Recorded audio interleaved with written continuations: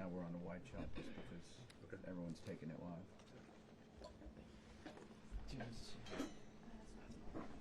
This is okay.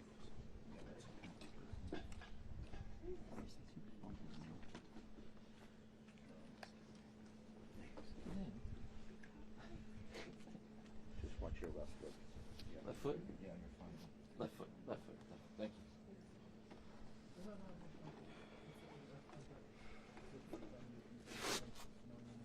What's everybody doing?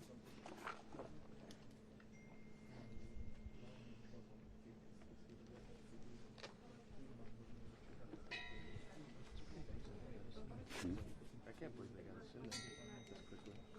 Yeah. The hotel I know, here, it was such and a we're I was all not set expecting up. that. I thought this was going to take hours. Wedge. Wedge. Wedge. Do you know what you're doing? Do you know what you're doing? Sir, sir. If you Do you know what you're doing? just take a half step back. Those are really wide angle lenses, and you'll if the two of you move forward, you'll be in the shot as the ma'am in the white also. The farther y'all press forward, the more you're going to be in these shots. They're super wide angle. Thanks, Julio. Thank you. Oh, it's crazy. Oh, no, I said that. Nothing for Alex. That's right, Alex would kick it over. Alex, we're actually waiting for you to get up there. Oh, no. Oh, no. I'm speech Right, so you're still in there for the walk up? Yeah. And then I'm going to push in. Okay.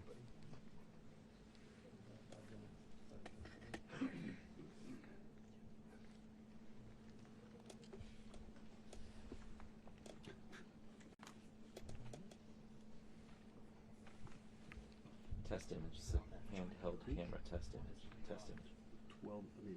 24 to 70. So, you're fine.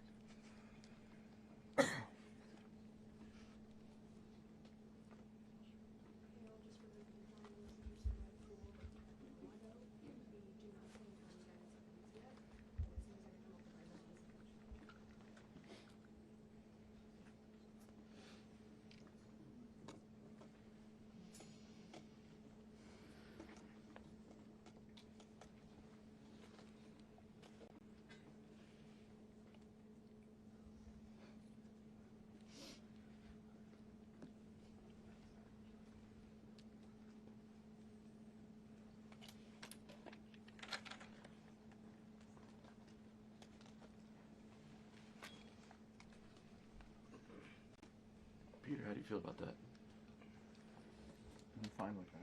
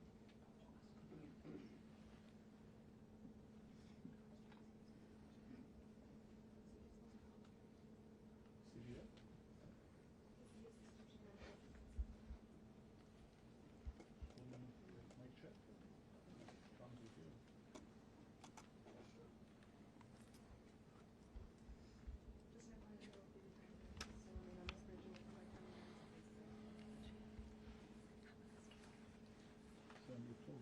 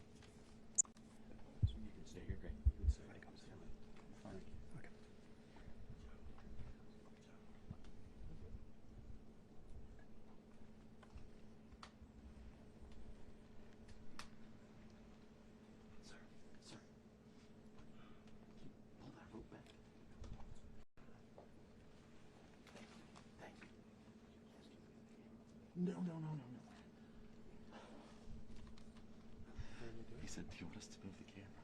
Jesus Christ.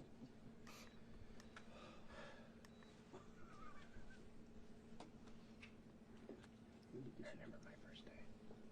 33 years ago. You get out.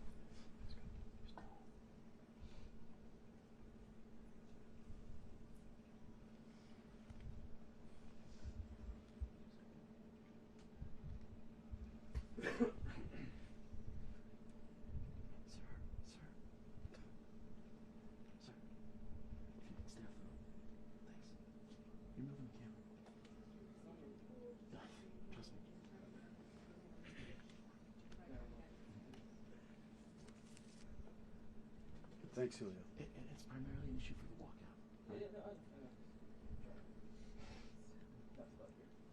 The rope is pushing it. Thank you. Thank you. Thanks, Julio.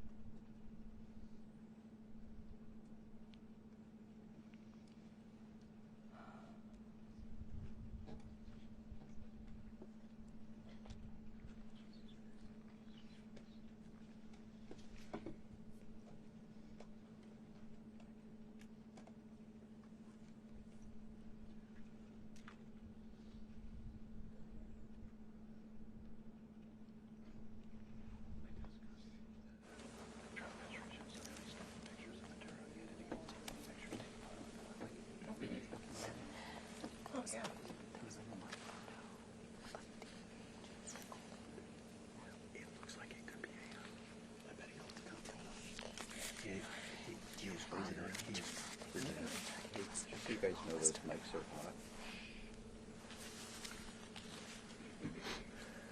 Why don't we turn them off?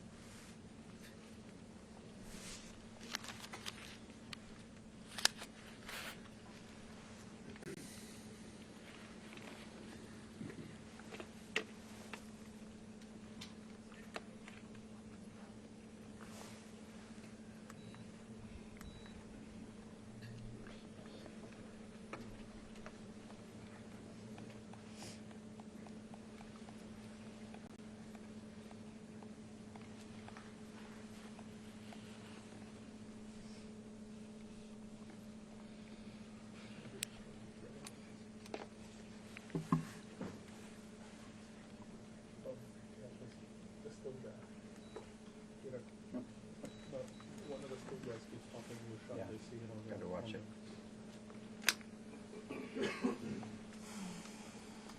Jonathan, your Yeah, foot right keeps now. hitting the tripod. Is it true? Yeah. With the lens? Yeah, You're not going to pan? I will, but not right now. Not until he's on. Peter, which direction should I move my feet? Okay. To my right? To your right. Is that better? Cool. Yeah, again, it's in the shot. Okay, good. Let me know. Trying to figure it out. How about down here?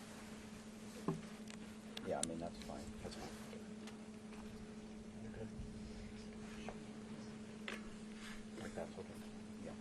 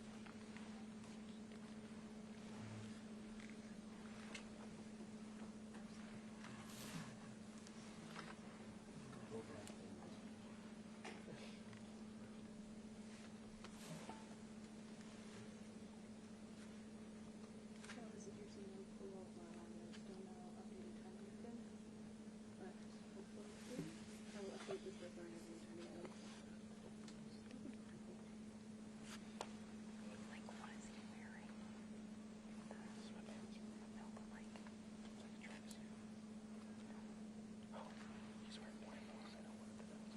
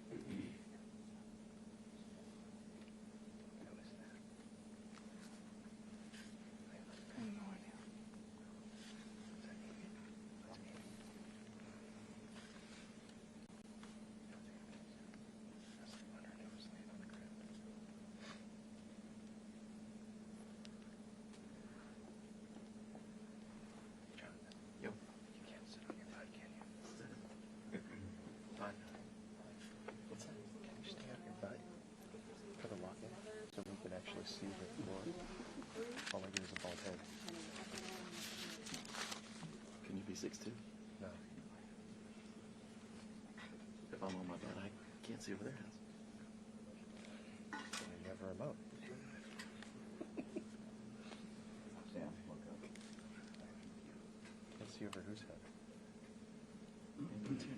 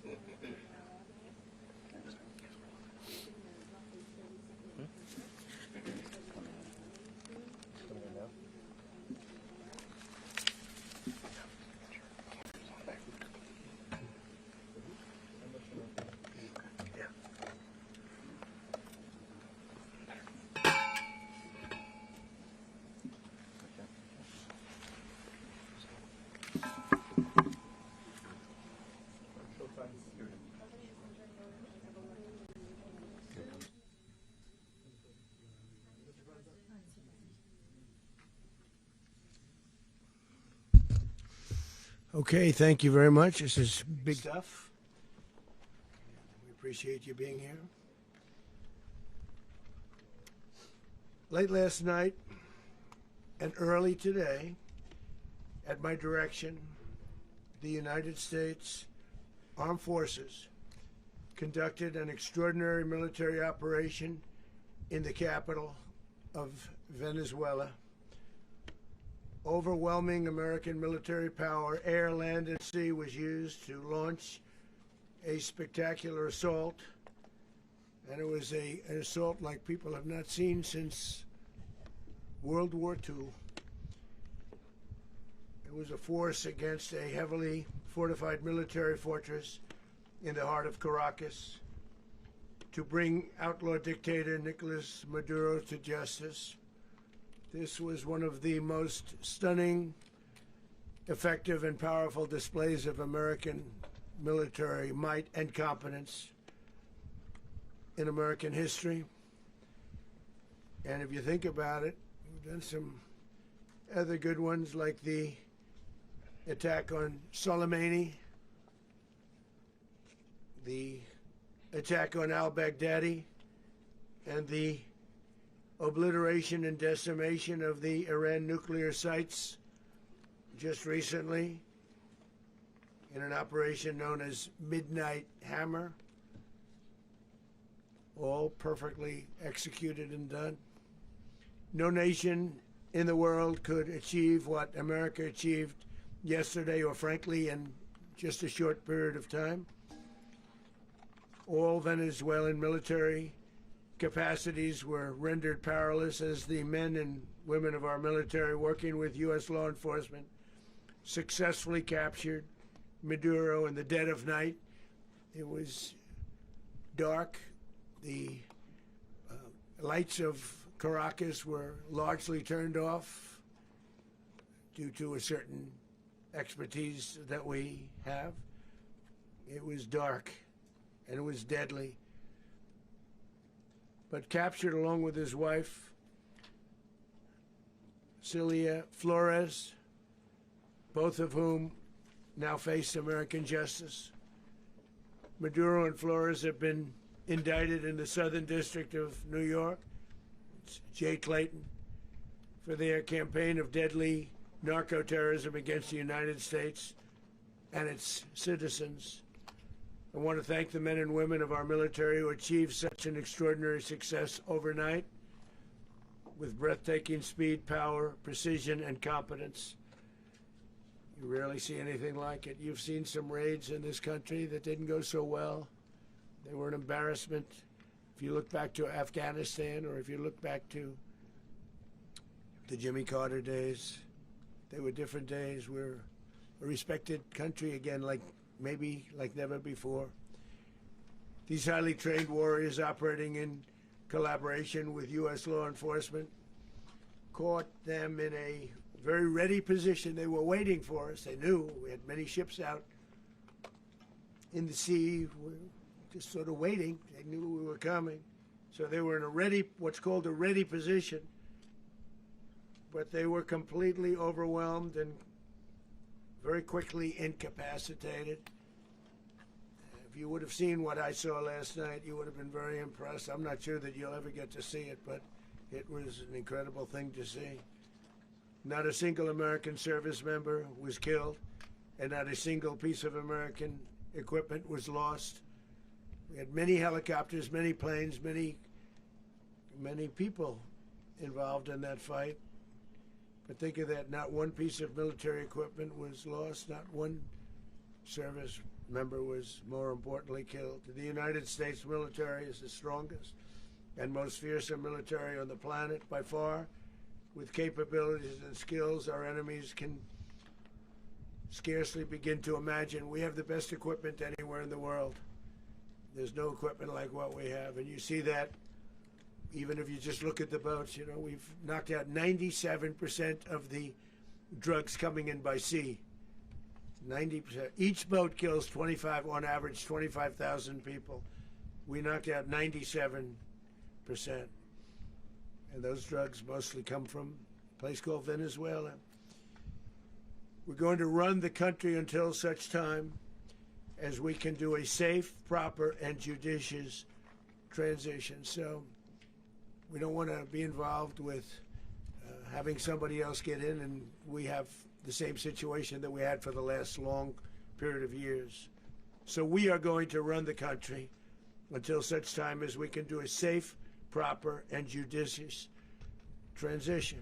And it has to be judicious because that's what we're all about.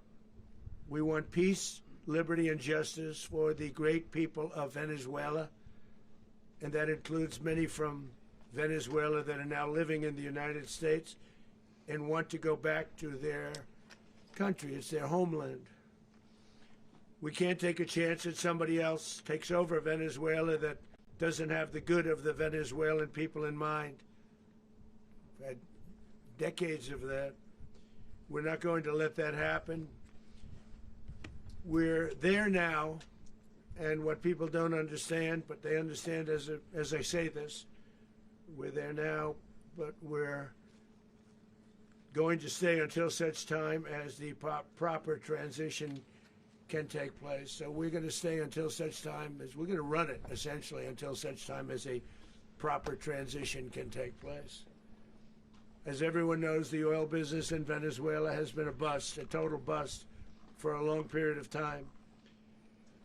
They were pumping almost nothing by comparison to what they could have been pumping and what could have taken place.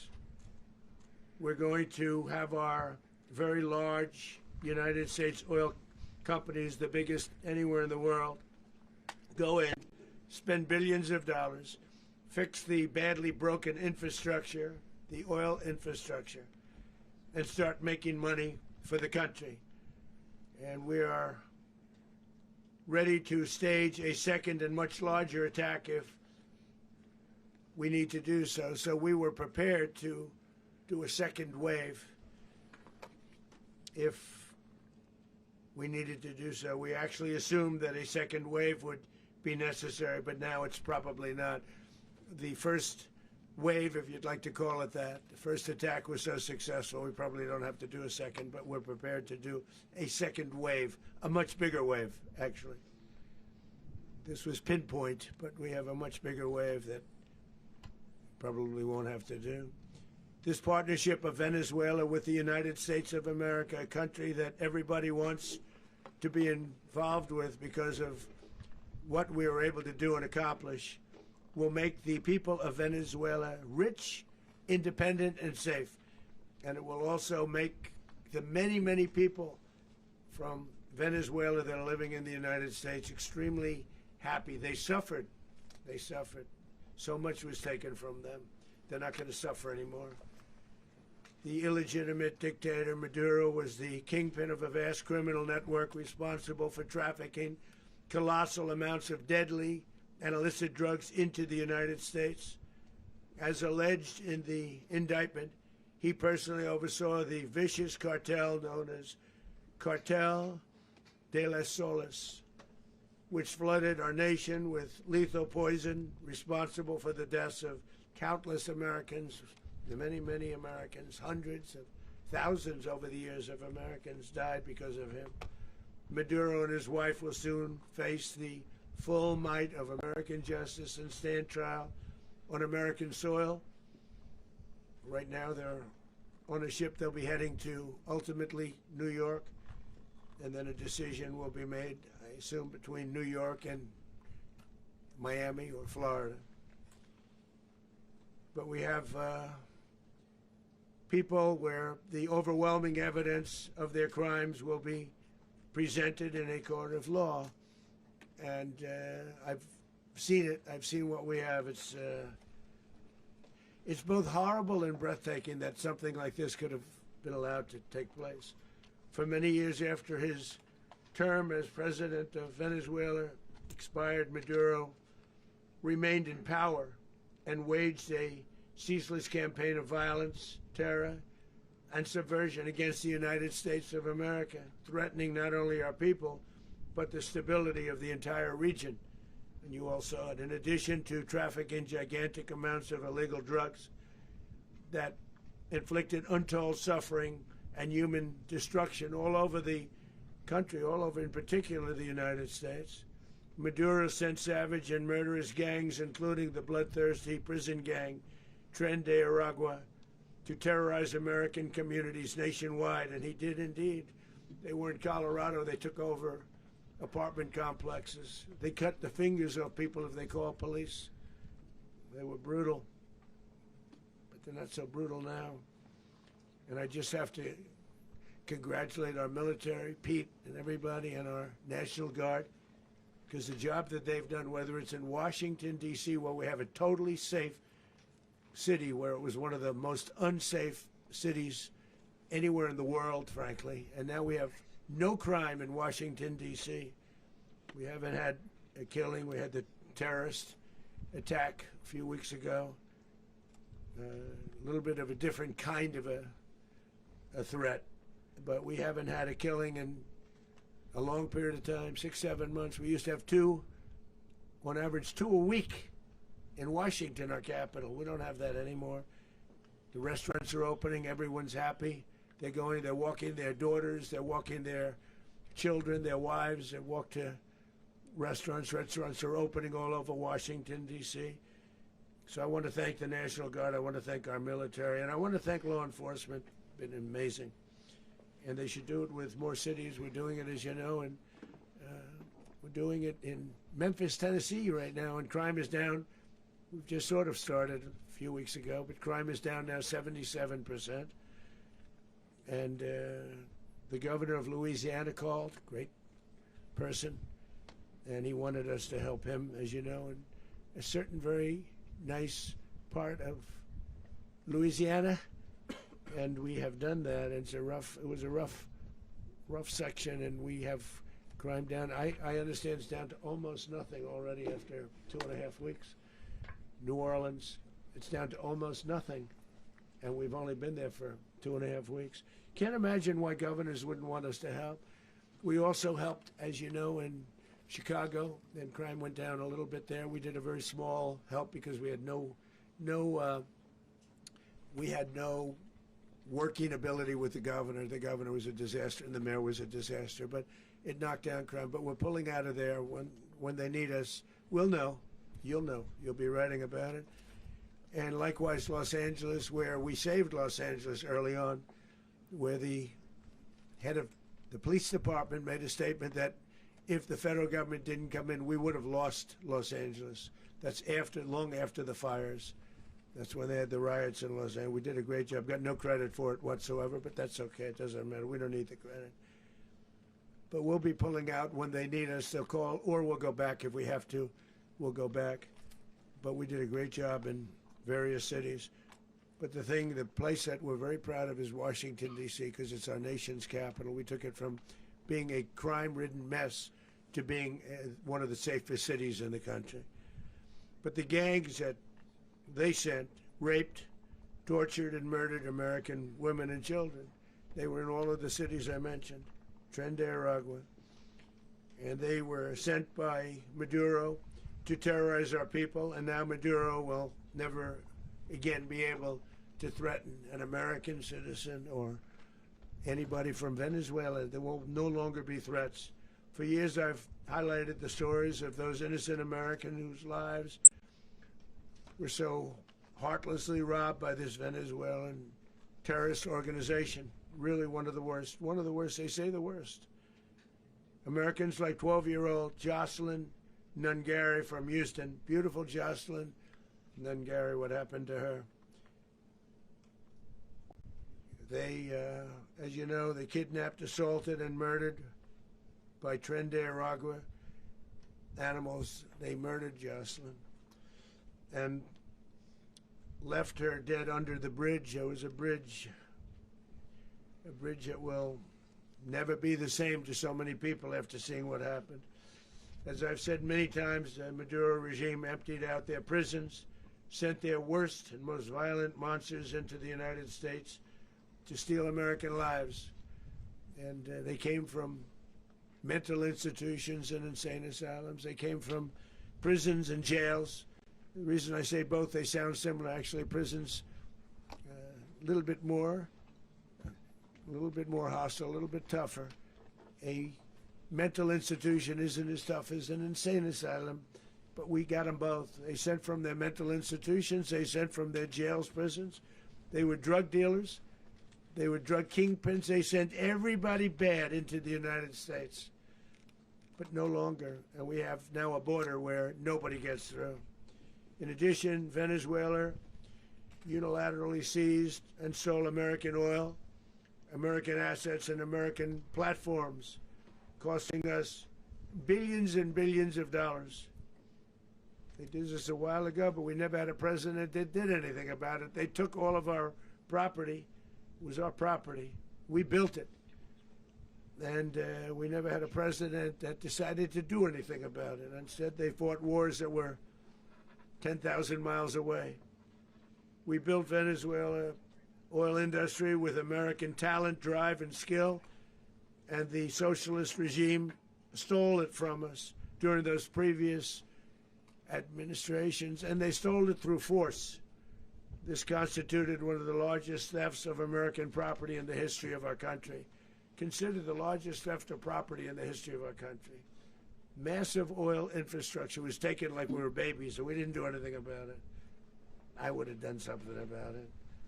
America will never allow foreign powers to rob our people or drive us back into and out of our own hemisphere. That's what they did. Furthermore, under the now deposed dictator Maduro, Venezuela was increasingly hosting foreign adversaries in our region and acquiring menacing offensive weapons that could threaten U.S. interests and lives. And they used those weapons last night. Potentially in league with the cartels operating along our border. All of these actions were in gross violation of the core principles of American foreign policy, dating back more than 2 centuries. And not anymore. All the way back, it dated to the Monroe Doctrines.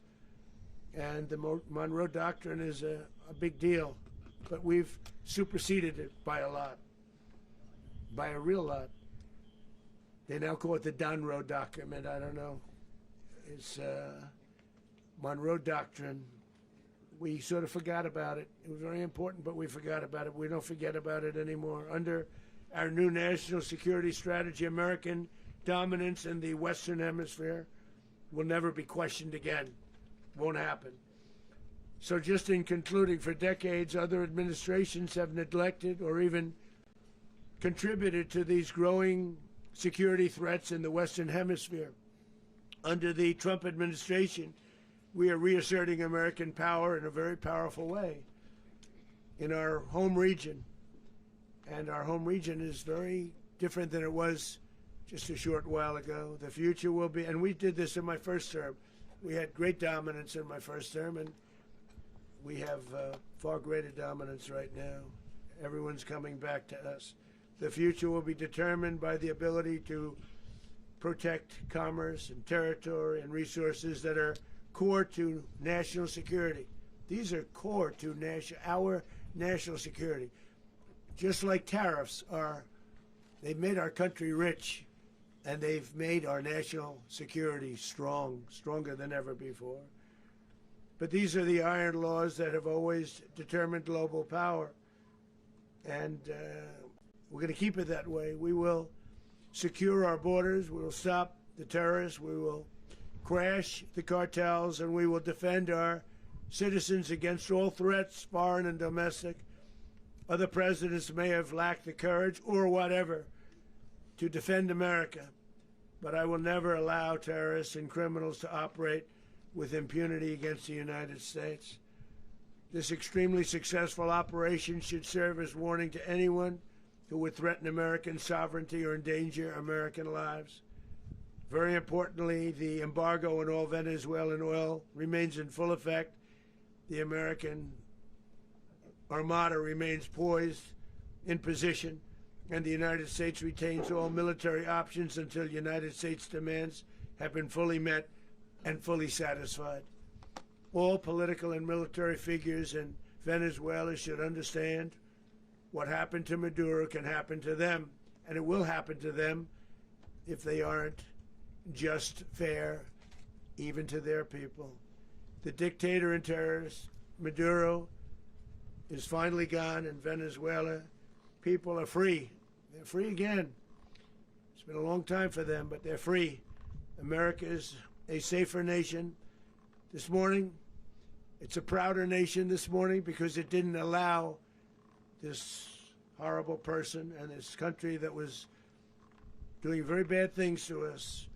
It didn't allow it to happen. And the Western Hemisphere is right now a much safer place to be. So I want to thank everybody for being here. I want to thank General Raisin Kane. He's a fantastic man. I've worked with a lot of generals. I worked with some I didn't like. I worked with some I didn't respect. I worked with some that just weren't good. But this guy is fantastic. I watched last night one of the most precise attacks on sovereignty. I mean, it was an attack for justice.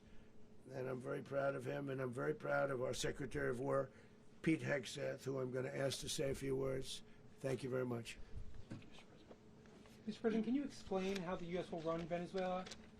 Well, thank you, Mr. President. Finally, a commander-in-chief the world respects and the American people deserve. And as the President said, words can barely capture the bravery and the power and the precision of this historic operation. A massive joint military and law enforcement raid flawlessly executed by the greatest Americans our country has to offer. American warriors are second to none, the best in the world and the best of our country. What all of us witnessed last night was sheer guts and grit, gallantry, and glory of the American warrior. I'm simply humbled by such men, and I tip my hat to our chairman, Dan Raisin Kane, and all those Americans who stood watch last night. Our warriors are the elite of America, and again, President Trump has your back. No other country on planet Earth, and it's not even close, could pull this kind of operation off. And no other president has ever shown this kind of leadership, courage, and resolve, the most powerful combination the world has ever seen. As the President said, our adversaries remain on notice. America can project our will anywhere, anytime. The coordination, the stealth, the lethality, the precision, the very long arm of American justice, all on full display in the middle of the night.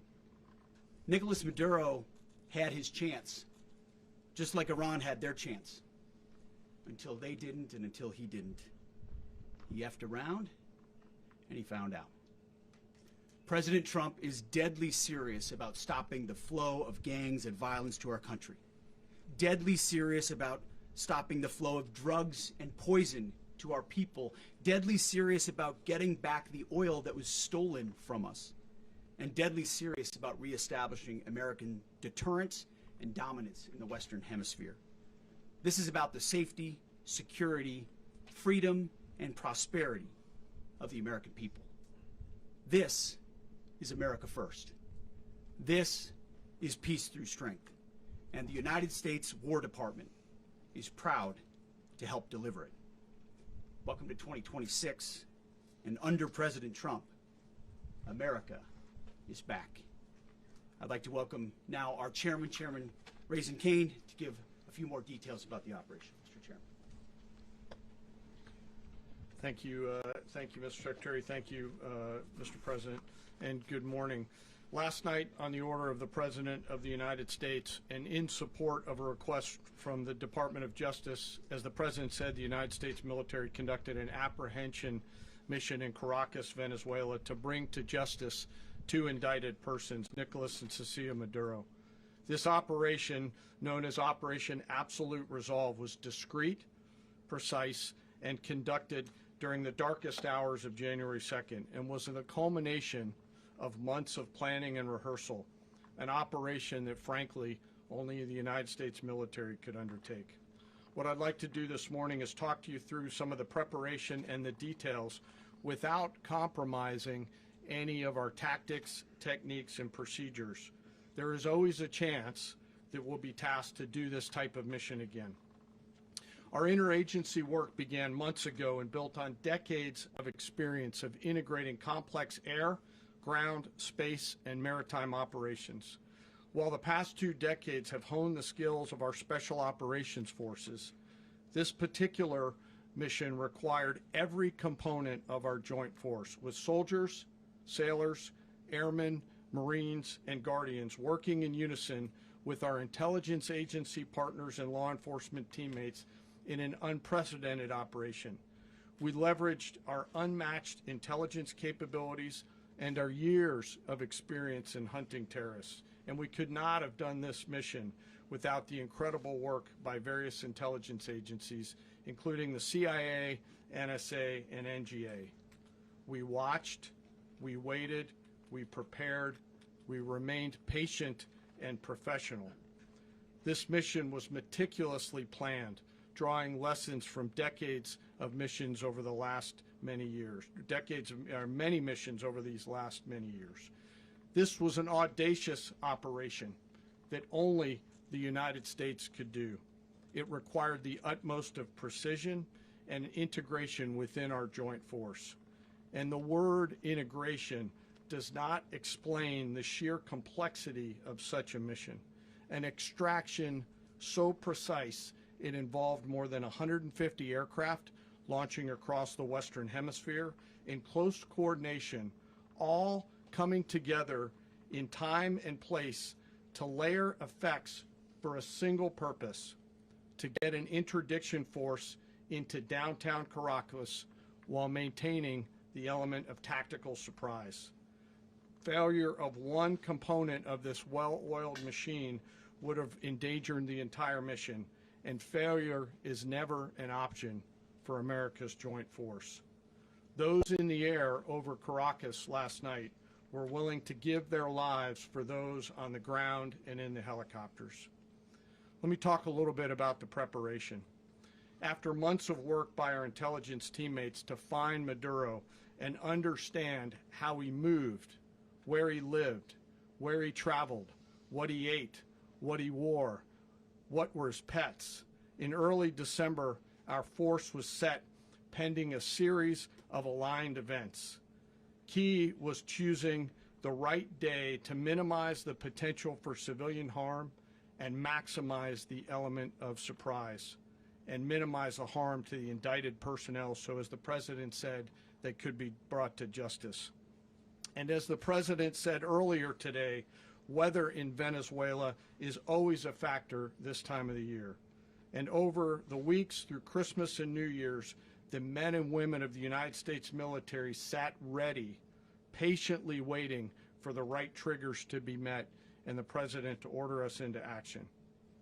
Last night, the weather broke just enough, clearing a path that only the most skilled aviators in the world could maneuver through. Ocean, mountain, low cloud ceilings, but when tasked with a mission, this organization does not quit. At 10:46 p.m. Eastern Time last night, the President ordered the United States military to move forward with this mission. He said to us, and we appreciate it, Mr. President, good luck and Godspeed. And those words were transmitted to the entire joint force. Over the course of the night, aircraft began launching from 20 different bases on land and sea across the Western Hemisphere. In total, more than 150 aircraft, bombers, fighters, intelligence, reconnaissance, surveillance, rotary wing were in the air last night. Thousands and thousands of hours of experience were airborne. Our youngest crew member was 20, and our oldest crew member was 49, and there's simply no match for American military might. As the night began, the helicopters took off with the extraction force, which included law enforcement officers, and began their flight into Venezuela at 100 feet above the water. As they approached Venezuelan shores, the United States began layering different effects provided by Spacecom, Cybercom, and other members of the interagency to create a pathway. Overhead, those forces were protected by aircraft from the United States Marines, the United States Navy, the United States Air Force, and the Air National Guard. The force included F-22s, F-35s, F-18s, EA-18s, E-2s, B-1 bombers, and other support aircraft, as well as numerous remotely piloted drones. As the force began to approach Caracas, the Joint Air Component began dismantling and disabling the air defense systems in Venezuela, employing weapons to ensure the safe passage of the helicopters into the target area. The goal of our air component is, was, and always will be to protect the helicopters and the ground force and get them to the target and get them home. As the force crossed the last point of high terrain where they'd been hiding in the clutter, we assessed that we had maintained totally the element of surprise. As the helicopter force ingressed towards the objective at low level, we arrived at Maduro's compound at 1:01 a.m. Eastern Standard Time, or 2:01 a.m. Caracas local time, and the apprehension force descended into Maduro's compound and moved with speed, precision, and discipline towards their objective, and isolated the area to ensure the safety and security of the ground force while apprehending the indicted persons. On arrival into the target area, the helicopters came under fire, and they replied with that fire with overwhelming force in self-defense. One of our aircraft was hit but remained flyable, and as the President said earlier today, all of our aircraft came home, and that aircraft remained flyable during the rest of the mission. As the operation unfolded at the compound, our air and ground intelligence teams provided real-time updates to the ground force, ensuring those forces could safely navigate the complex environment without unnecessary risk. The force remained protected by overhead tactical aviation. Maduro and his wife, both indicted, gave up and were taken into custody by the Department of Justice, assisted by our incredible U.S. military with professionalism and precision, with no loss of U.S. life. After securing the indicted persons, the force began to prep for departure. Helicopters were called in to exfiltrate the extraction force, while fighter aircraft and remotely piloted aircraft provided overhead coverage and suppressive fire. There were multiple self-defense engagements as the force began to withdraw out of Venezuela. The force successfully exfiltrated and returned to their afloat launch bases, and the force was over the water at 3:29 a.m. Eastern Standard Time with indicted persons on board. And both Maduro and his wife were embarked aboard the USS Iwo Jima. In closing, what we've witnessed today is a powerful demonstration of America's joint force. We think, we develop, we train, we rehearse, we debrief, we rehearse again and again, not to get it right, but to ensure that we cannot get it wrong. Our jobs are to integrate combat power so when the order comes, we can deliver overwhelming force at the time and the place of our choosing against any foe anywhere in the world. I am immensely proud today of our joint force and filled with gratitude to represent them here today. There is simply no mission too difficult for these incredible professionals and the families that stand by them and support them. As we stand here this morning, our forces remain in the region at a high state of readiness, prepared to project power, defend themselves, and our interests in the region. This operation is a testament to the dedication and unwavering commitment to justice and our resolve to hold accountable those who threaten peace and stability. In closing, I want to express my heartfelt gratitude to the brave men and women who executed this mission. Their courage and tireless commitment to our nation are what makes us strong. Thank you, Mr. Secretary, and thank you, Mr. President. Well, I don't have much to add to what you've heard now, other than the following points. Nicolás Maduro was indicted in 2020 in the United States. He is not the legitimate president of Venezuela. That's not just us saying it. The first Trump administration, the Biden administration, the second Trump administration, none of those three recognized him. He's not recognized by the European Union and multiple countries around the world. He is a fugitive of American justice with a $50 million reward, which I guess we saved $50 million. And We should make sure. yeah, exactly. But Don't let anybody claim it. Nobody deserves it but us. But I want to be clear about one thing. Nicolás Maduro had multiple opportunities to avoid this. He was provided multiple very, very, very generous offers and chose instead to act like a wild man, chose instead to play around. And the result is what we saw tonight. The other message here is the following. You have a guy, like many people around the world, they like to play games. You have a guy who decides he's going to invite Iran into his country, is going to, do the confiscation of American oil companies, is going to flood our country with gang members, is going to take Americans prisoner and try to hold them for hostage and trade them like he was able to do with the Biden administration. Basically likes to play games all this time and thinks nothing's going to happen. And I hope what people now understand is that we have a president. The 47th president of the United States is not a game player. When he tells you that he's going to do something, when tells you he's going to address a problem, he means it. He actions it.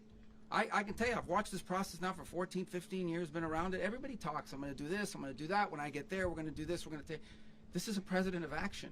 Like, I don't understand yet how they haven't figured this out. And now, if you don't know, now you know.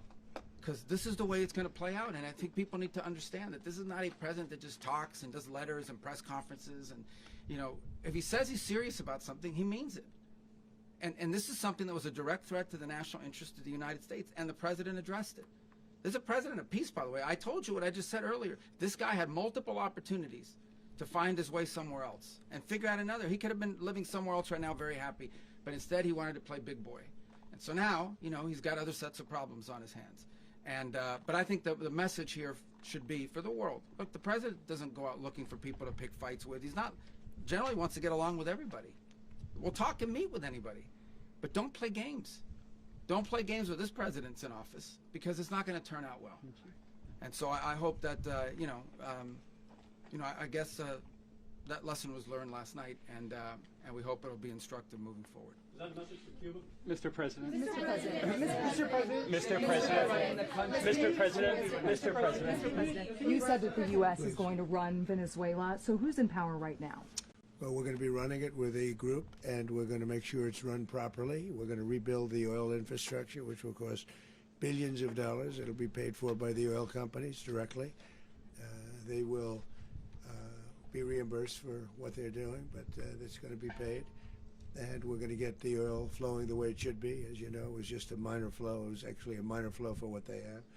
But we're going to run it properly, and we're going to make sure the people of Venezuela are taken care of. We're going to make sure the people that were forced out of Venezuela by this thug are also taken care of. Mr. President. Mr. President. Mr. President. Mr. President. Mr. President, does the U.S. running the country mean that U.S. troops will be on the ground? How will that work? Well, they always say boots on the ground. So we're not afraid of boots on the ground if we have to have. We had boots on the ground last night at a very high level, actually. We're not afraid of it. We don't mind saying it. But we're going to make sure that that country is run properly. We're not doing this in vain. This is a very dangerous attack. This is an attack that could have gone very, very badly. Could have gone very badly. We could have lost a lot of people last night. We could have lost a lot of dignity. We could have lost a lot of equipment. The equipment is less important, but we could have lost a lot. And we're going to make sure that this is proper. We're there now. We're ready to go again if we have to. We're going to run the country right. It's going to be run very judiciously, very fairly. It's going to make a lot of money. We're going to give money to the people. We're going to reimburse people that were taken advantage of. We're going to take care of everybody. It's very important. We couldn't let them get away with it. They stole our oil. We built that whole industry there, and they just took it over like we were nothing. And we had a president that decided not to do anything about it. So we did something about it. We're late, but we did something about it. Yeah, please. Mr. President, can you explain the exact mechanism by which you're going to run the country? Are you going to designate a U.S. official to coordinate? It's all being done right now. We're designating people. We're talking to people. We're designating various people, and we're going to let you know who those people are. Mr. President. What's the group you mentioned that would run Venezuela? Well, it's largely going to be, for a period of time, the people that are standing right behind me. We're going to be running it.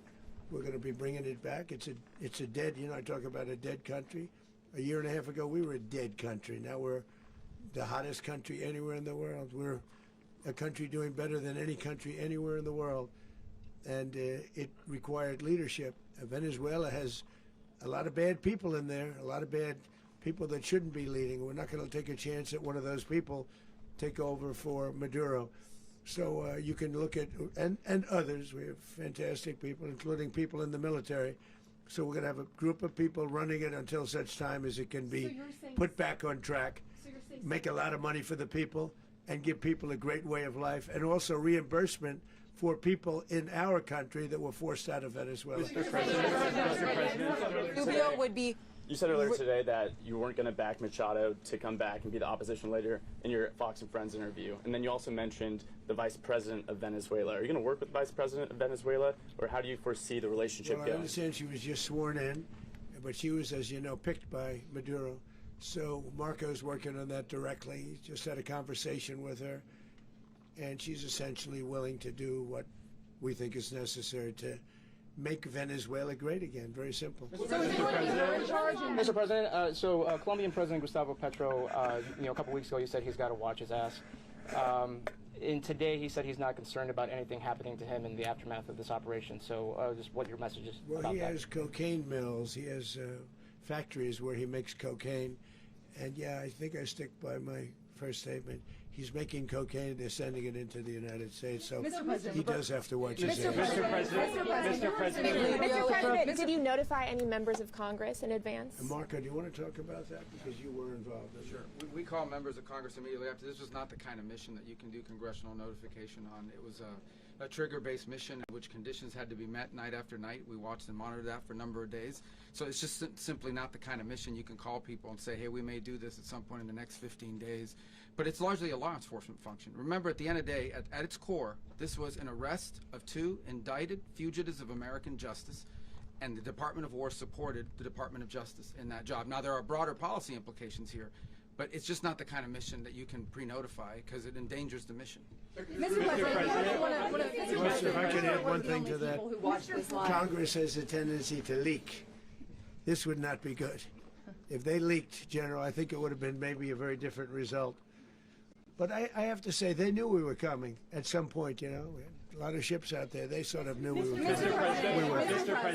But Congress will leak, and we don't want leaking. Mr. President, you were one of the only people to watch this all play out live. What was Maduro doing when the U.S. forces entered what I assume would be his home? And also, was there any point where the U.S. was considering if Maduro pushed back or resisted killing Maduro? It could have happened. It could have happened. He was trying to get into a safe place. You know what a safe place is, all steel. And he wasn't able to make it to the door because our guys were so fast. They went through the opposition so fast. And there was a lot of opposition. You know, people were wondering, do we get them by surprise? Sort of surprised, but they were waiting for something. It was a lot of opposition. There was a lot of gunfire. You saw some of it today. But he was trying to get to a safe place, which wasn't safe because we would have had the door blown up in about 47 seconds, they say on average, regardless of how thick the steel was.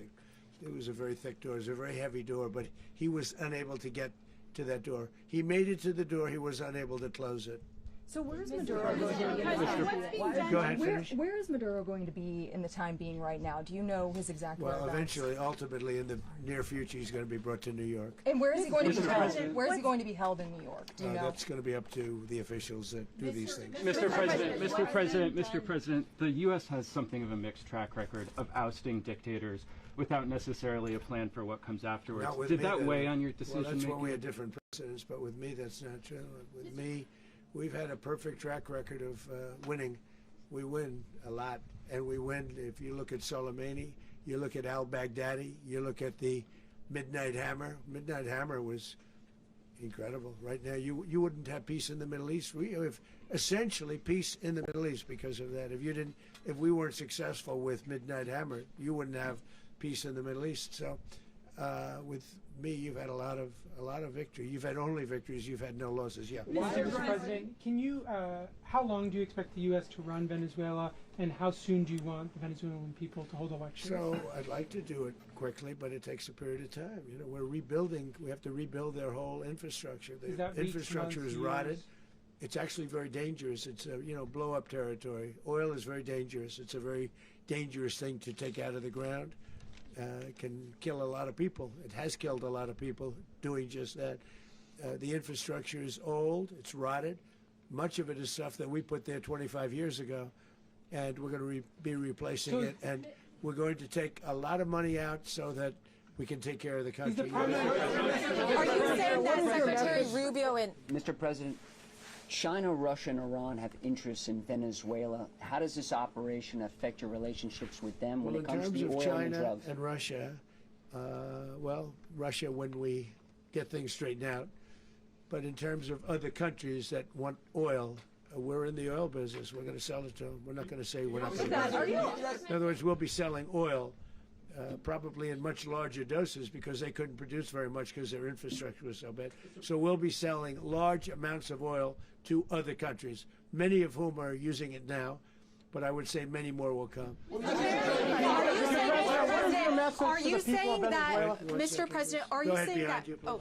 Mr. President, thank you. What is your message to the people of Venezuela today? Of course, the civilian population specifically, they have a lot of questions. What is your message to the people of Venezuela? That you're going to have peace, justice. You're going to have some of the riches that you should have had for a long period of time. It was stolen from you. But you're going to have peace and you're going to have safety. You're going to have justice. You're going to have a country. You're going to have a real country. You're going to have potentially a great country. You know, if you go back 20 years, maybe even a little longer ago, that was a great country. And they destroyed it. Remember I said that if we lose this election, the United States will be Venezuela on steroids. That's what would have happened. Had we lost the election, the 2024 election, we suffered so badly. When you look at the border from 2020, what they did, what Joe Biden administration did to our country should never be forgotten. But if we had to go through another year of that, we wouldn't have. We would be exactly where Venezuela was in terms.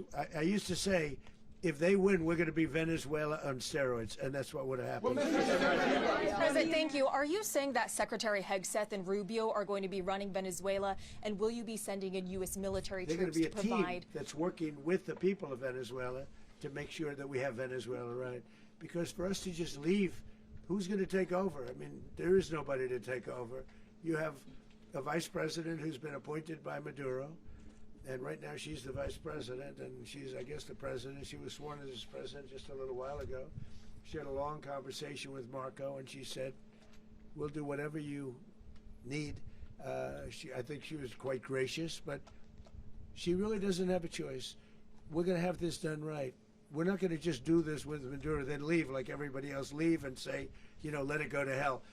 If we just left, it has zero chance of ever coming back. We'll run it properly. We'll run it professionally. We'll have the greatest oil companies in the world go in and invest billions and billions of dollars and take out money, use that money in Venezuela. And the biggest beneficiary are going to be the people of Venezuela. And also, I can't stress this strongly enough, the people that got thrown out of Venezuela that are now in the United States, and frankly, some want to stay and some probably want to go back. Yeah. So Mr. President, Mr. what's President. being done to protect Americans in the country, and were any of the detained Americans Well, right now they're rescued very last night? protected because nobody's going to mess with us. They're very protected. The people of, and we let them know that you better not touch one of them. And are you concerned that bad elements of the Maduro regime will remain in place? Well, we know who they are. We're on them, and they're acting much differently now than they would have acted 2 days ago. And what can you Okay, say wait, about behind you, please. Mr. President, why is running a country in South America America first? Well, I think it is because we want to surround ourselves with good neighbors. We want to surround ourselves with stability. We want to surround ourselves with energy. We have tremendous energy in that country. It's very important that we protect it. We need that for ourselves. We need that for the world. And we want to make sure we can protect it. Mr. President, on oil? Yes, sir. Please, go ahead. Yeah, is there a message here for Cuba and Diaz-Canel? Well, Cuba's an interesting case. Cuba is, not doing very well right now. That system has not been a very good one for Cuba. The people there have suffered for many, many years. And I think Cuba is going to be something we'll end up talking about because Cuba is a failing nation right now, very badly failing nation.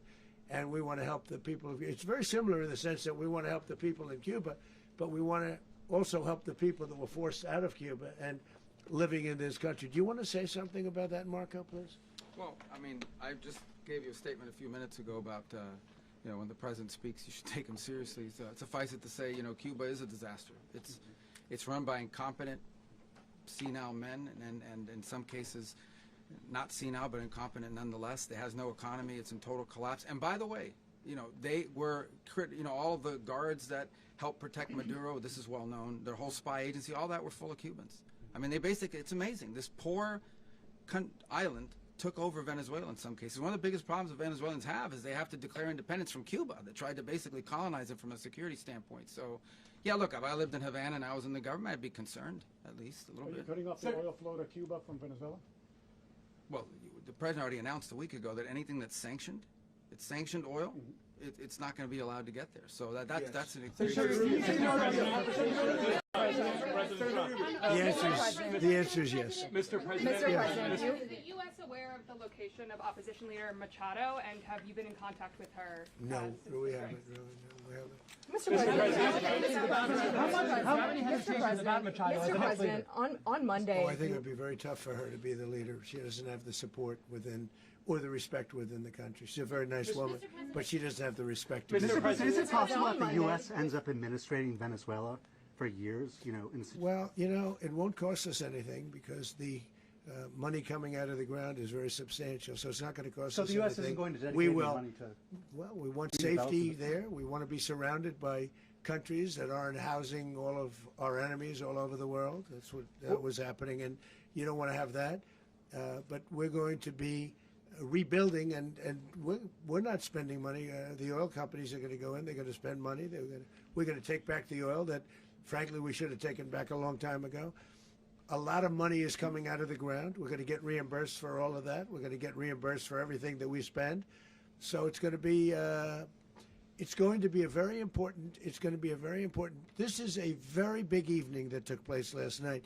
We have to be surrounded by safe, secure countries, and we also have to have energy. Very important. We have to have energy that's real energy, not where they're getting 4% and 5% of the energy out of the ground.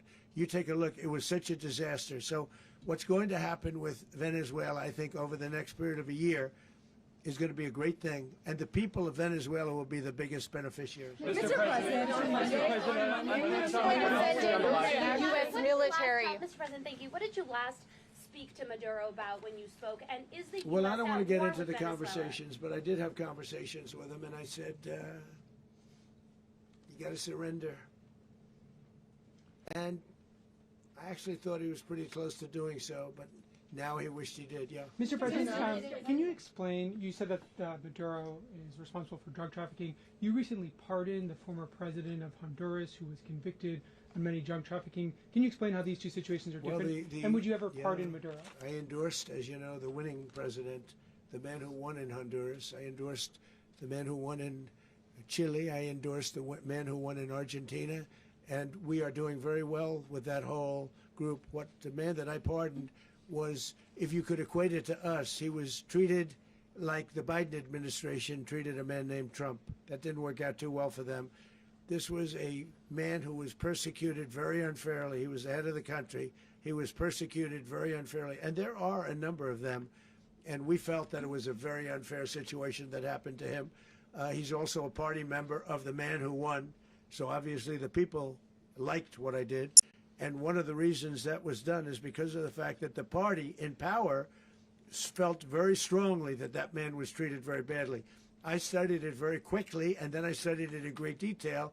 I went to a lot of the people standing behind me, and they felt that that man was persecuted and treated very badly. That's why I gave him a pardon. Mr. President, you referenced boots on the ground earlier. Can you just sort of button this up? Do you envision the U.S. military having a presence in Venezuela as the U.S. runs that country? Well, no, we're going to have a presence in Venezuela as it pertains to oil, because we have to have, we're sending our expertise in.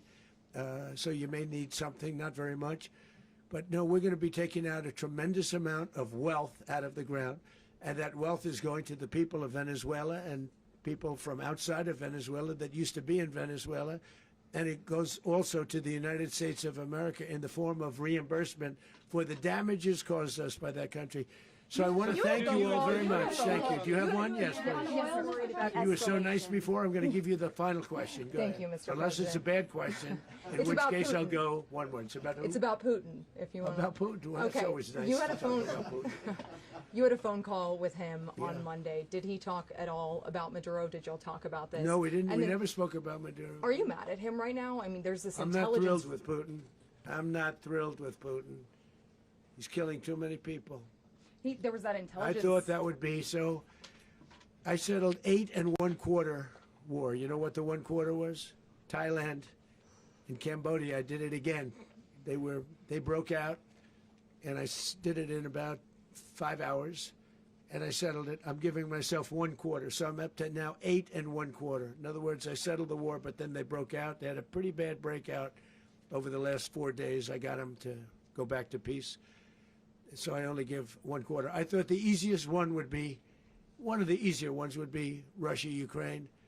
It's not. And they both have done some pretty bad things. And look, that's Biden's war. That's not my war. But I want to stop the lives. Did you see where last month, 30,000, it was 27,000 the month before. 30,000, mostly soldiers, were killed this last month. 30,000. I want to stop that. You know, I got NATO to pay 5% instead of the 2% that they weren't paying. They weren't paying 2, now they pay 5. And we send them a lot of munitions. We send them a lot of things, missiles and various other things, a lot. And they pay. The United States is not losing money. We're probably making money on that. It's the last thing I care about. I just want to stop all those people. We're losing 25, 30,000 human beings that come from 2 places that are very far away. But if I can stop, because it's something I've been pretty good at doing, deals, I guess. It's all a deal. Life is a big deal. But if I can stop that war and stop 30,000 young people, in addition to the fact that people are being killed in Kiev, people are being killed in other cities throughout, you know, a much smaller number, but they're being killed, viciously killed. So I'm not happy about it. I thought that would be something that would get solved. We have Mr. Witkoff here. I think that we're making progress, but that's a war that should have never happened. If I were president, it would have never happened. Putin says it. Everybody says it. If I were president, that would have never happened. But I inherited that war. That was Joe Biden, Zelensky, and Putin. I came into the situation, and it's a mess. And I will say this. I watched an operation last night that was so precise, that was so brilliant. I mean, it was incredible. If we had our people, like this general and our people involved, that war would not have gone on very long, that I can tell you. You told me That war, to use an old term, that war has become a bloodbath. And we want it to get stopped. Thank you very much. Are you concerned a rogue Venezuelan general can take over the country? Can you talk about your conversation with the Vice President?